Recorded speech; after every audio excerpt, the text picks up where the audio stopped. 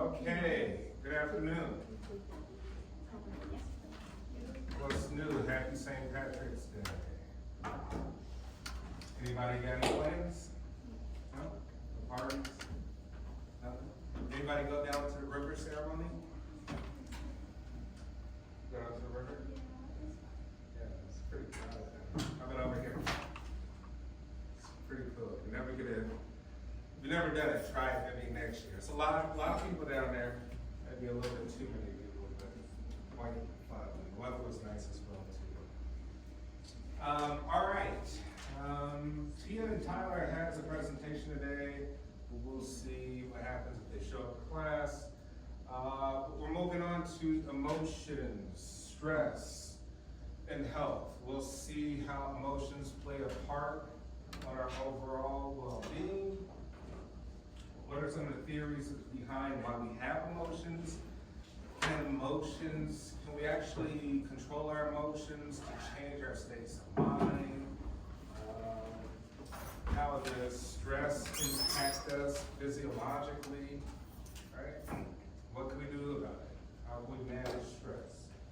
Probably something that's very common amongst all of us. Who here feels any bit of stress in their lives right now?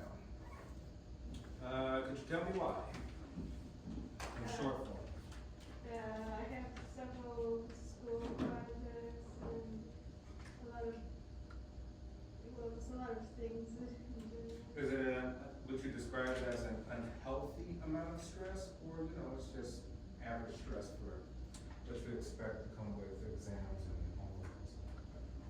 Average so far, but like throughout the winter, I think it's gonna get worse. I think it's gonna go up a little bit. Or like above average. From 1 to 10, how would you describe it? Right now, like a 4. Okay, which is not too bad, right?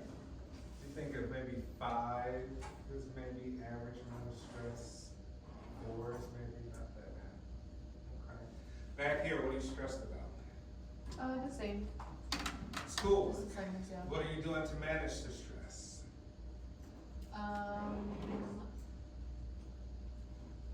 I just take some time for myself, kind of like watch a movie or. Okay, so more time for yourself, get away from things and kind of, over here, I saw some hands. What are you stressed about? I have projects.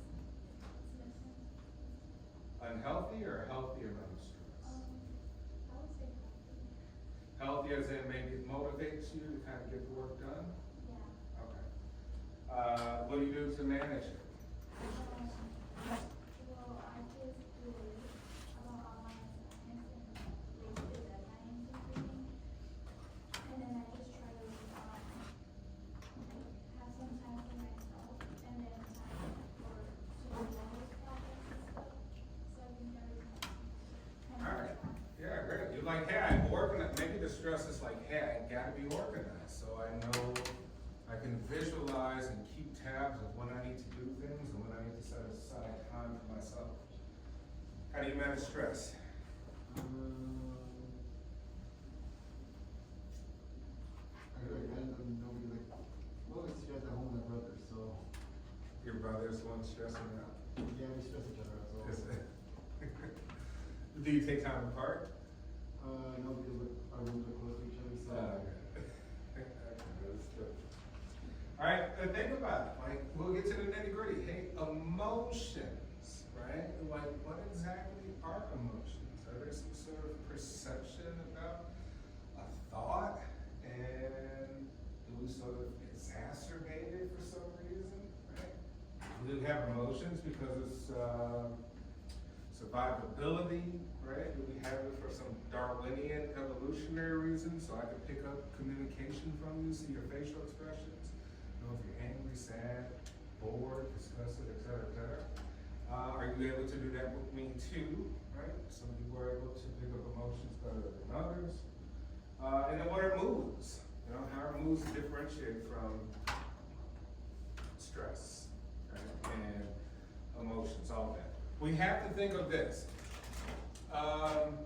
The biology is psychology and the psychology is the biology.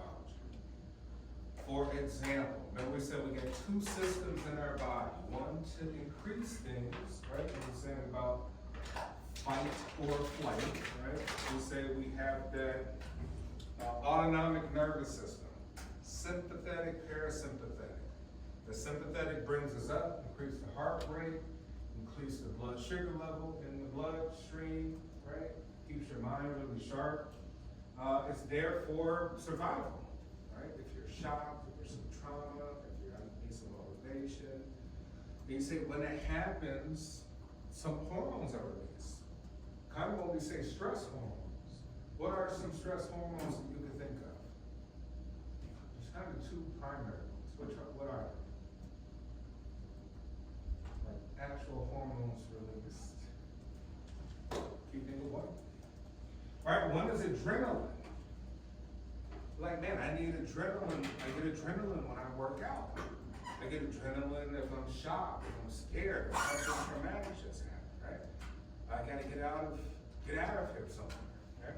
You get adrenaline. The other one is cortisol, right?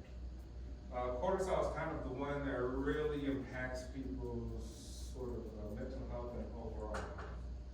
It tends to be very constant, persistent, makes you feel super tense all the time, right? So yeah, we can kind of get into that, right? And so going back to the biology, this is psychology, we think, all right, if you're bringing yourself up with adrenaline and cortisol all the time, even if you're just sitting in this chair not doing anything, but you're constantly thinking about stuff like work you have to do, deadlines and relationships and family and all this stuff, what are you doing to your physical health? Right? You say one, well, that sympathetic nervous system sort of regulates our gut, right? You're saying, are we going up or are we coming back down? Are we going up with the sympathetic nervous system, we come back down with the parasympathetic? Or not, are we just like on a roller coaster all day? That impacts how we digest our food, right? It impacts on what sort of things are going to your bloodstream or getting, kind of funneled out of you to a degree. It impacts really your liver, right? It impacts things like cholesterol. You could be like not processing sort of your lipids in your liver properly, and then that cholesterol just kind of flows into your bloodstream and stay around your heart. And then you wonder why you have cardiovascular heart disease. You're like, hey, maybe it's not that the stress is the cause, but it can exacerbate these things. Which means that most people who live a very stressful life die much younger than those who don't live a stressful life, right? All right, so we'll learn about emotions and mood, emotions in the brain, stress and health, looking back and looking forward. All right, so emotions. Remember we carried on last week from consciousness. We said, well, consciousness is really a state of being, a state of mind, right? There's many consciousness. You go from consciousness to consciousness, different states, right? Different states of mind. Even during 50 minutes of class, we should be thinking about this, and then you start daydreaming, then you start worrying about your work, thinking about things you gotta do later, different states of consciousness.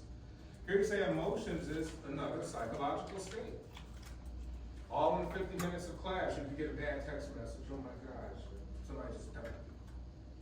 Right? At the beginning of class, you was happy.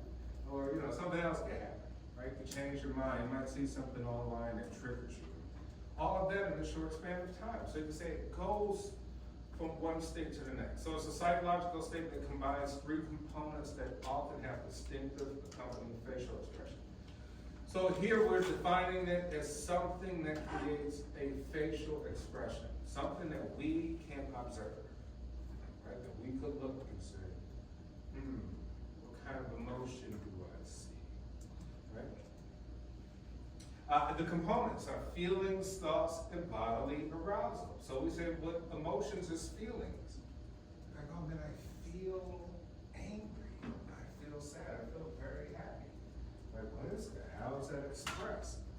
Like, well, it has a certain expression on my face, right? A smile, a furrowed brow, something of the sort. And it's accompanied with thoughts. Obviously, you're thinking about something, but really it comes from some sort of stimulus, right? So you're stimulated by something, a memory, or memory leads to you thinking about something, fixation, and then you start to have feelings about it. Right? You have a bodily arousal of some sort. Now we say sympathetic and parasympathetic. Heart rate goes up. You start thinking about something really bad. You start thinking about something really sad. Heart rate goes down. Right? Now you're kind of in a depressed mood, a low sort of state of emotion, state of mind. All right, let's see. What is she feeling? Can you describe? Can you match the faces to these emotions? Anger, disgust, fear, happiness, sadness, and surprise. What do you think?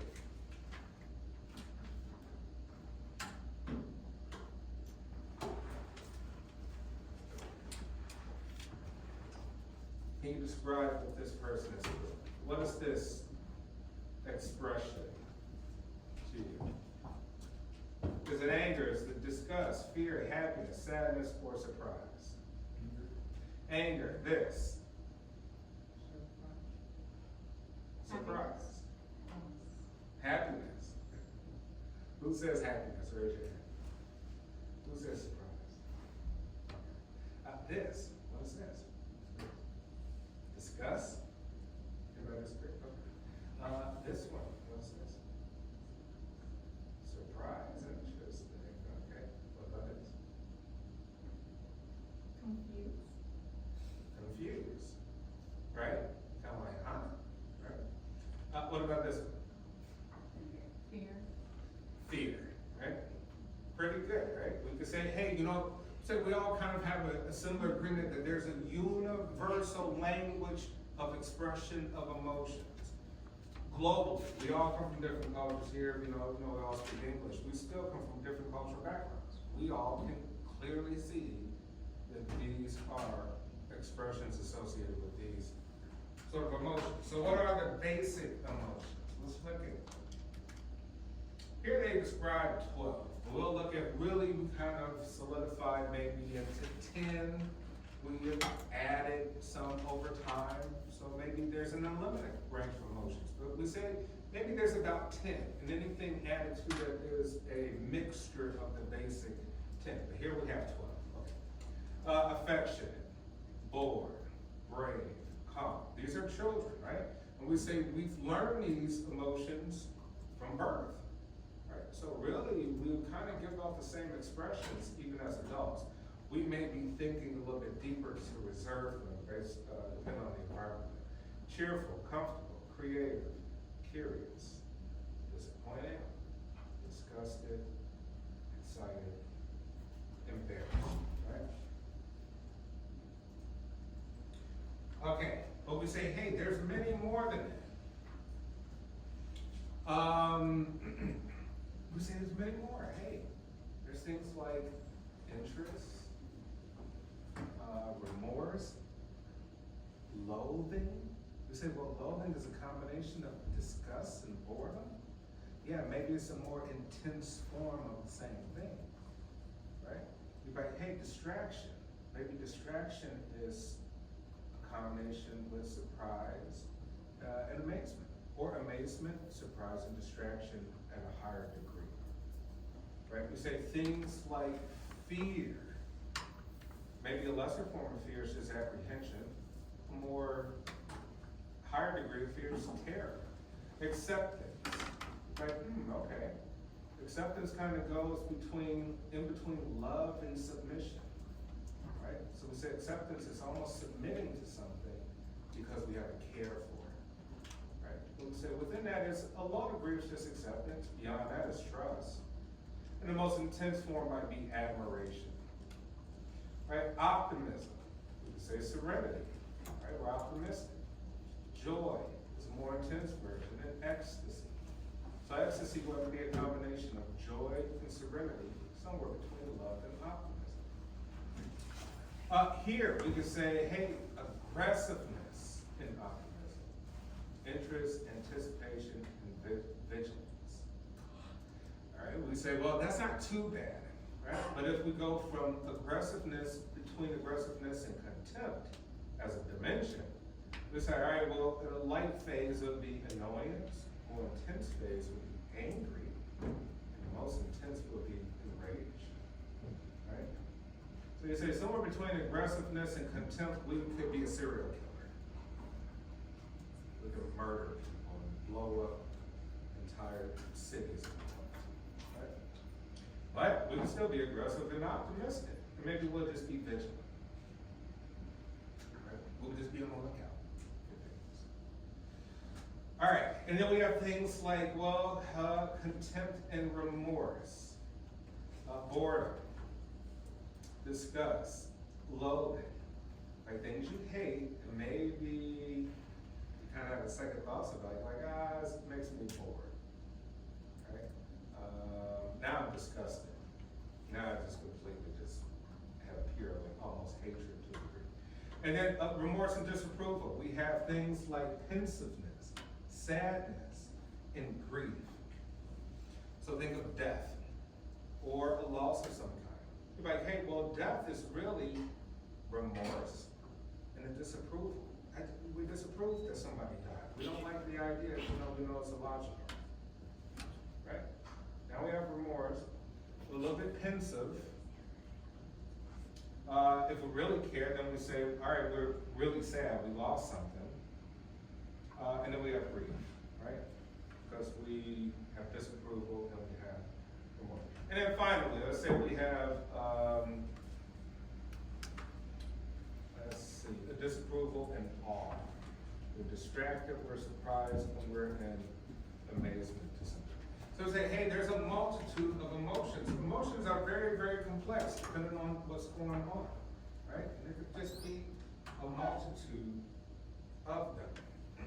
But they're there for a reason, right? We say, hey, it's evolutionary. We need to communicate to one another as a species. But at the same time, we can also maybe manipulate that. We have kind of like introspection, thinking about our own emotions.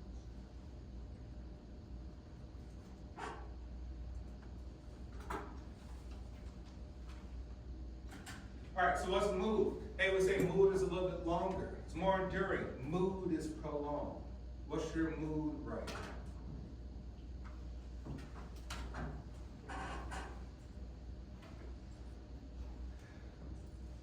They're not hearing boredom. I would say, hey, mood is consistently feeling state, either positive or negative. You say you're in a positive mood or a negative mood, based on some of those emotions that we saw. But mood stays a little bit longer. Maybe mood is 15 minutes. Hunger is a mood, right? You're hungry, you can be hangry. And then you eat and your mood completely changes. And then maybe give it a couple hours, you might change your mood again, right? But we say emotions are instantaneous, right? Something that happened instantaneous, you're stimulated, shock, and awe, disapproval, enraged, something triggered. So we say moods last longer than emotions. Moods are not necessarily accompanied by a certain thinking pattern. I would say moods can be a complex soup of thinking to a degree, right? It may not be linear. You might not be thinking about the same thing. You might be thinking of 4 or 5 different things all together. Now you have what we'll describe as your mood. Your mood might be confused because you have 4 or 5 items that you're sort of responding to. And moods are not strongly related to facial expressions. Bless you. But we say emotions are strongly related to facial expressions and body language. Maybe mood has more emphasis on body language than it does on facial expressions, right? Because your brain is kind of maybe trying to control your face depending on the situation or context that you're in terms of your mood. So basically, you may be faking it, right? And we can all fake it for quite a bit of time. We are kind of actors and actresses in our own way, which means we probably do have a lot of stuff in our mind that depend on the situation, the environment, the context. You're like, oh, I'm just holding it in. I'll address it later, right? But for now, think about that, like if you have a certain job and you really gotta be cheerful all the time, you're faking it. Even though your life may completely suck. You got a bunch of stuff really bad going on, right? You have to think of mood. Right? But maybe your body language might get it right? Because sometimes our bodies just kind of react. We can see how tense a person is, not necessarily by their face, but by other things, their shiftiness. And people cross their arms, give themselves a self-hug, and self-soothe. Like, what are you soothing yourself from? What's going on with that? Right? We can see boredom, right? We can see when people are thinking. We're shaking our legs, tapping our feet, touching our hair, doing something to it.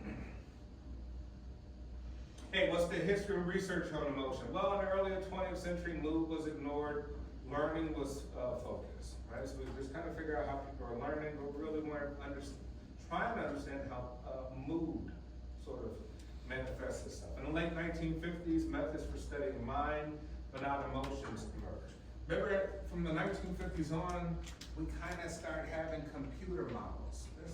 The 1960s really was the advent of the computer. So therefore, we really understanding the mind in terms of memory, short-term, long-term, conditioning, right? Classical, operant, all those different things. But we weren't focused on like emotions and mood. In the 1960s, we had the development in Tompkins, a theory of emotion based on Darwin evolutionary biology, and Lazarus analyzed control of emotional reactions. So placing people in the laboratory, or even animals to a degree, to see emotional reactions to different stimulus, right? Picking up those facial gestures of what's shocking, what's the expression of awe or shock. And now we've really kind of focused on it. So we found emotions can influence thinking and occurs and varies in all countries. Right, so we say, hey, emotions and mood.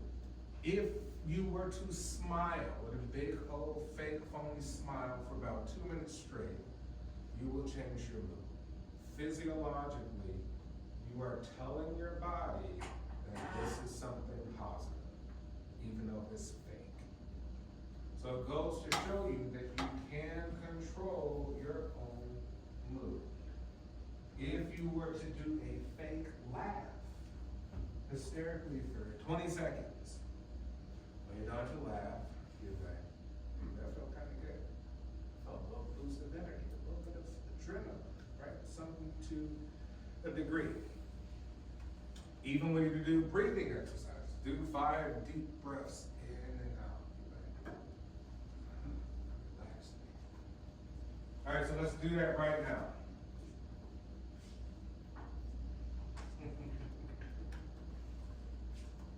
Who's ready?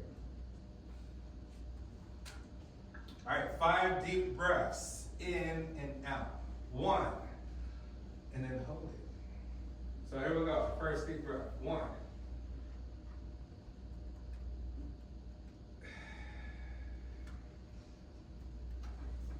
Another one. 2.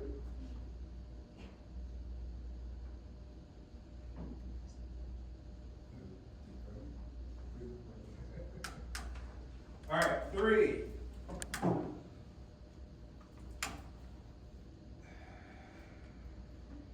We're going to see if this works. Is this just a gimmick? Or is it real? 4.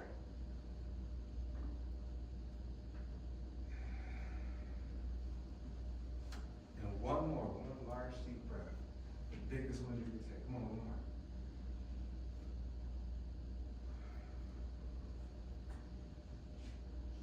Anybody feel any different? Huh? I feel great. Right? It works. So you can even try it. Think about it. When you are by yourself, just try to smile. I want to have you smile. That'll be a little bit too good. Or even laugh. And it'll automatically trigger a response of, say, a little bit of energy with adrenaline, right? But it'll change your mood. All right, so decision making is often influenced by emotions. We say, hey, remember those emotions? That's why it's saying better not to make decisions when you're too reactionary, too impulsive. Something really bad happened, give it some time to think about it before you make a decision. Emotions get in the way, right? Emotions get in the way of logic. Remember we said we had the limbic system, which controls our emotional center, right? Now here's the deal, women have more dense, more complex, really, limbic systems. So women are typically the emotional sex, right? It just says it doesn't limit like intelligence or anything like that. That's not what it is. We're saying when it just comes to emotions, that's a good thing. It means women can actually pick up on emotions quicker than men. You can see microaggressions happening that we can't, right?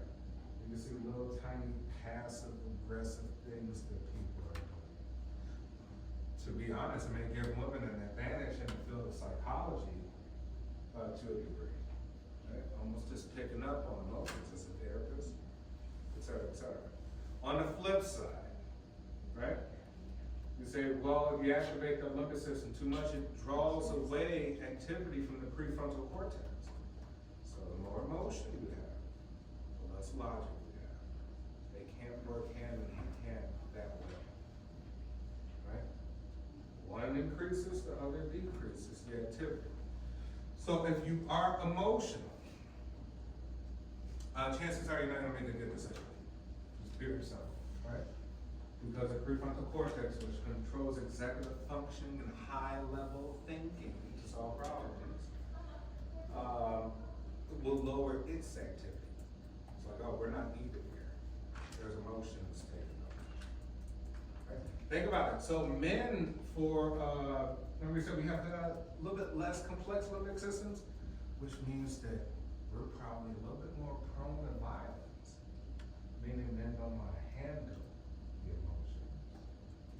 They're like, oh, it's this weird experience of emotions. This is foreign territory, right? A lot of men, not all men. We'll just say, hey, men may struggle handling those emotions because it's just a foreign concept. They literally can't control it, right? They don't have that level of complexity in their limbic system to be able to control the emotions. And they fly off the handle, right? And they use their physical selves to commit atrocities. All right, so we're saying here's an Iowa gambling test, a known test from '94. It's a method for studying via card game with monetary payouts the influence of emotions on decision making. So there's some findings that suggest emotions benefit decision making. So we're saying, hey, emotions do play maybe a good part in making some decisions. Maybe it depends on what kind of emotion it is. Some subsequent studies confirm that people choose good decision strategies even before identification of these strategies. So this was using research for patients with brain damage and found that they show no emotional arousal and perform poorly. So basically those who have sort of good grasp on emotions can use the emotions to motivate to actually solve problems, to make good choices, right? But those who let their emotions sort of just take over probably will not. So emotions are good. They can be used for some planning, some strategies, right? Because you say, hey, sometimes emotions are related to creativity, right? So you're like, well, guess what? If you don't have emotions, you might have a lack of creativity and probably don't have any great innovative ideas of any kind, or can't plan in some sort of great strategic way. But if you have maybe too much and if you can't control them, that may be poor as well too. Emotions have motivational power and evolutionary value. Think about it. You're here in college for what reason? If I were to ask you a simple question like, why the heck did you go to college? What would be your short answer? What would be like your 5-second answer?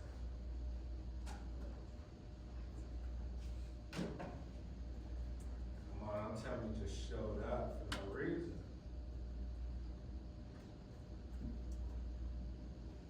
What is your main motivation for college? Anyone? Hey, if you have to think about it and you made it this far.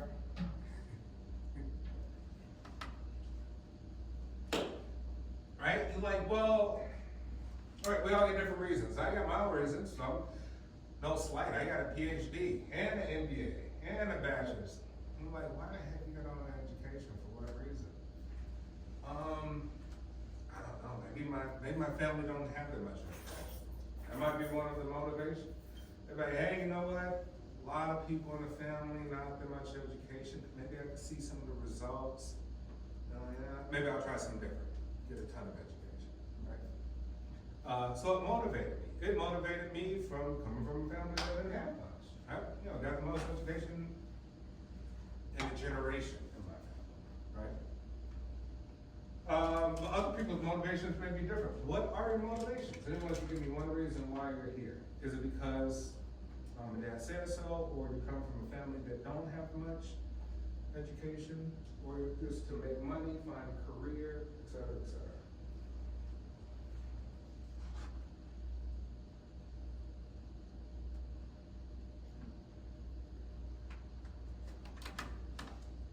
Well, for me, it was, my mom, she made me come, so.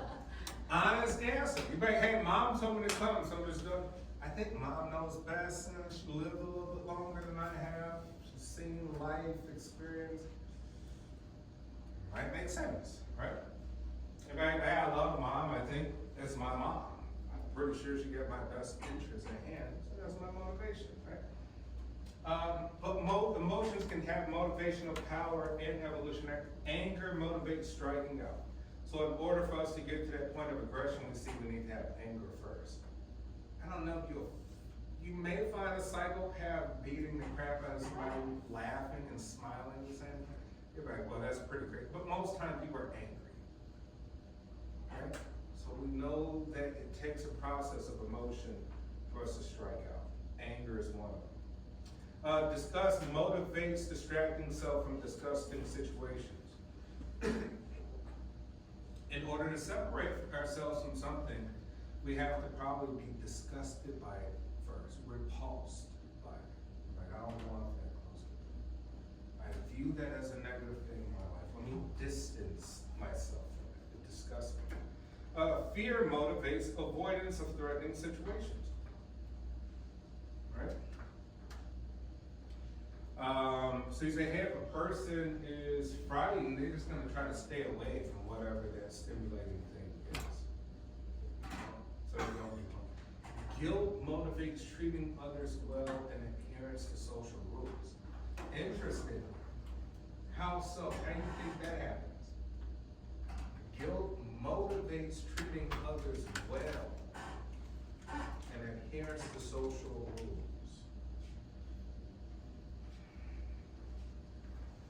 How's that? How does being guilty motivate you treating other people well?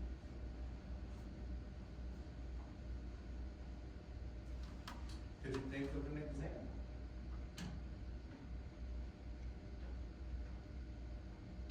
What about parents who were treated very poorly by their parents? They don't want to treat their children the same way, right? But they probably saw that same behavior from their parents, so now they have a sense of guilt. And like, hey, I need to make sure I treat my kids different, right? You're like, well, I don't know. Maybe that should be a reason, there should not be a reason. But it is a reason, right? Sometimes we're guilty when we treat people well. Let's say we were in a relationship, right, with someone, and something bad happened and it was our fault, right? So now we're gonna try to make up for it because we feel guilty. We'll send gifts, we'll try to do something nice, we'll apologize, right? We'll do all these different things. So it could be a motivation to treat people well and adhere to social rules in those circumstances. Emotions communicate information. During emotional arousal, emotional expression conveys information about psychological cues, and that's Darwinism, right? When we talk about evolution. Ability to communicate via facial expressions can improve organisms' chances of survival, right? It's all to say that, hey, our main premise is to adapt in order to survive. For example, if we were to go to prison, and we said we're just gonna be ourselves,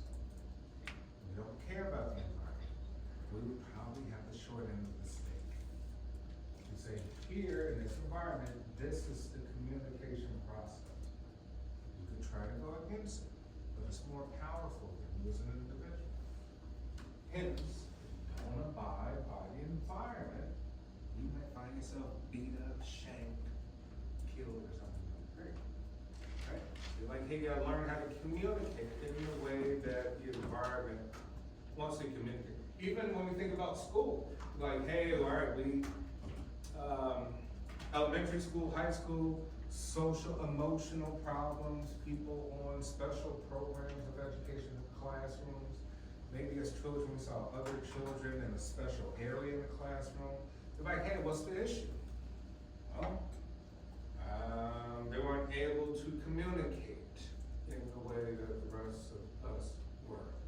Hence, they're in a different area, right? We could call them whatever we want to call them. Autism, ADHD, et cetera, social, emotional, right? The communication is just not working for that particular environment. Some human and animal facial expressions are very similar, right? Sometimes dogs and cats are sort of, have the same shock sort of expressions. Poker face. Remember we said, hey, some people can master this, right? Psychopaths, sociopaths, Machiavellian types, right? The dark triad types. Those people are masters of manipulating the facial expression. They don't feel that way, right? Meaning that really with those particular people, they don't know what the emotion is innately, but they do know that other people express it that way. They've mastered how other people express it. They don't really feel the emotion, but they mastered sort of the expression itself, right? Therefore, they could turn it on and off at any given time. We say this person, I don't know, this person may struggle with it. Dude, why'd you come with a hoodie, glasses, and cover your face? That means you can't control it, right? Somebody else, if we had a good old psychopath here, he'd be sitting there and we won't be able to figure him out. Right? He can manipulate his facial expression at will. This person can't, they gotta hide themselves. Right? So that's the way of concealing. Most importantly, we say, hey, the eyes are kind of really are truly the windows to the soul. So people, if you want to know someone's lying, the eyes usually give it away, right? Let me say, these are automatic responses. You gotta be very good in order to sort of go against the automatic responses. For example, there's a therapy, EMDR, eye movement desensitization, sort of reprocessing. And basically is for people who have PTSD, right? Military service people, people who sexual assault, sexual violence as children, people who maybe committed heinous murders, right? They have these really bad nightmares and all these different things, right? And they can't control it, they may spaz out at any given moment or something, right? So basically what it is having them sort of relive in their mind that traumatic thing that happened, the thing, and having them shift their eyes in a different way that they would naturally. So it's reprocessing how their eyes really would respond in a different way. And it gets them to actually think a little bit different about the actual trauma. So it goes to show you, unless you really did something like that, your eyes are gonna automatically respond to the truth of the matter. That ain't true. So really that's what it says. It's very difficult to, you can always tell someone's lying. Not always. You know, they're really good at it, they can't kind of bypass that. But for the most part, you can tell someone's lying through their eyes. Right? Hence why a person like that wouldn't be able to fake it.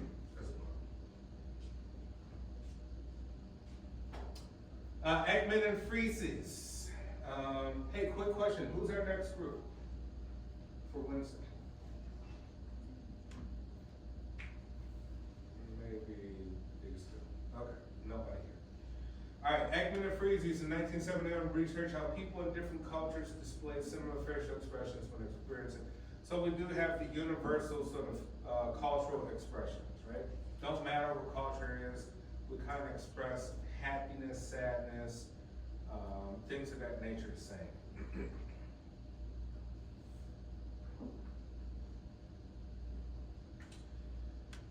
Do these facial expressions look familiar? Show me what your face will look like if you were about to fight. So they asked these individuals. Let's look back at the study. Culture contributes strongly to facial expression, right? So we do have universal facial expressions, but sometimes we have little different micro expressions based on culture, right? Here we say we have a digital photo research. Exact facial signals that people use to infer others' emotional states vary across cultures. Here we say there's a challenge theory that evolved biological factors to completely determine spatial emotional expression. So in simple words, to say, hey, biology doesn't necessarily dictate emotional expression. It may just be some learned behavioral things, right? It might not be genetic. It might just be some things of our environment. Salter in 2010 had sound recordings, non-verbal vocalizations from participants. Several cultures matched sounds accurately and suggested emotional vocalizations reflecting an inherited system for communicating emotional states to others, right? So we're saying here was a little bit more visual. Here we're talking about the actual just auditory, right? Hearing people speak in some way, or hearing some sort of non-verbal vocalization, like a grunt or something, right? Something that's not like fully a word, but some sort of vocalization. So do these facial expressions look familiar, right? Let's say, hey, people from similar cultures, right? But maybe they have a little bit different gestures. Show me what your face would look like if you were about to fight. This is what this individual showed. Show me what your face would look like if you learned that your child had died, right? And show me what your face would look like if you met friends. Do you think you would have the same response? Well, let's say the first two. I mean, the first one and the third one. Who's here has been in a fight before? Who remembers there?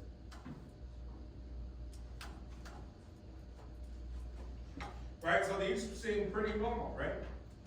I can't really, say to that, that's an extreme case. But, yeah, that looks like somebody who's about to fight and somebody who looks like they're just greeted by some friends.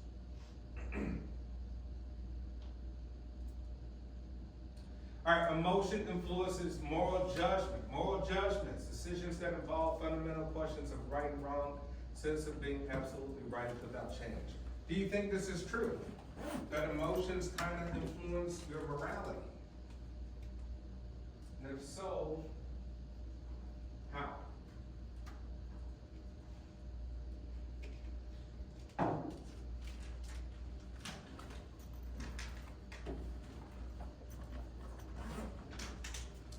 Right? Think of the things that we believe in our faith.